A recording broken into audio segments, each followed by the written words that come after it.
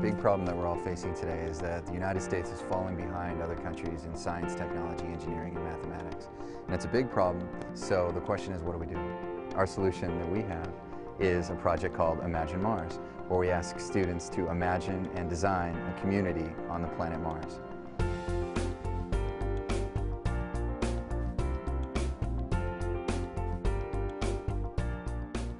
Our area is Arabia Terra, and the reason in which we chose it was because it's a flat surface. It's like a valley. Here, this is my habitat on Mars, but first we have the map here. So pretty much explaining like our position and our whole purpose of setting up. So right here is a place called Hellas Planet, and it's like the lowest surface on Mars. But it was somewhere in this area. Okay, Yeah. somewhere in this Close area. to the equator. Why did you guys choose that particular location on Mars to put your community? Well, since we're on Mars and it's farther away from the sun, we want to try and get as much sunlight and heat as we can. Imagine Mars fits into this process called project-based learning. That means we give the students a task that they need to achieve, and in order to achieve that task, they need to learn things along the way. The task that we're giving them is they need to build a community on Mars. If we're going to another planet, we might as well start fresh and, yeah, healthier. That's where I come in, because I am the head of botany and agriculture, and I'm in charge of like the plants and what we're gonna eat, our nutrition plans, which we won't be eating meat, you know, we're gonna be healthy in Mars. They started on this process, this exploration process, to look into their own community, figure out the things that they liked about it and things that they would change. And they worked with architects, took tours of these amazing places like the Center for Green Technology, and they saw how green technology was being used throughout the city. And when we went to the Green Technology Center, they had a wall of plants. They didn't grow in the soil. They grew it like out of water, the hydroponics. So that's what we basically use it so we can grow our trees, vegetables. We also went to the conservatory, and the air quality was so perfect in there, and it was all captured off. So I guess if we have good captured off air, maybe we can filter that air into tanks.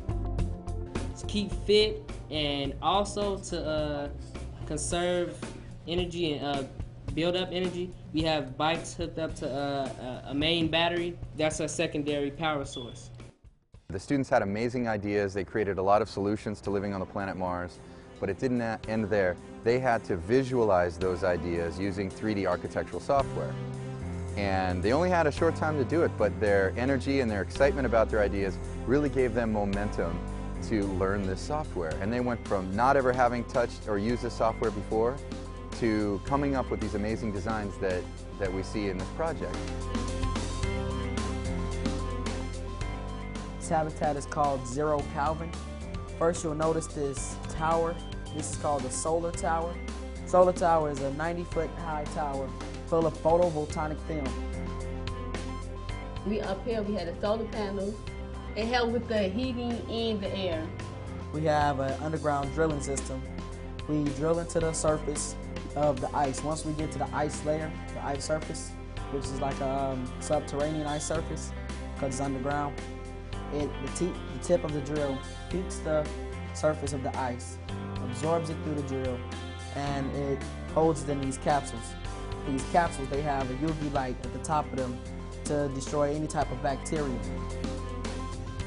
This was exciting. This was something to do for summer that wouldn't have happened without Imagine Mars. And it was something that they can go back to school and report during the summer, this is what I did, and they can write a paper on it, and they can apply the knowledge straight into the classroom, which is really great because it emphasizes, as I said before, careers that normally wouldn't be exposed to kids, technology, science, and all the other careers. And the kids now are talking about being architects, some of them being doctors, some of them being scientists themselves or engineers. So it's really just a great career opening. If you look at their project and the amount of time that they actually were working with the software, I mean, there's a major transformation in their knowledge and in their skills And it just goes to show you what can happen when you give students a unique and engaging opportunity to learn.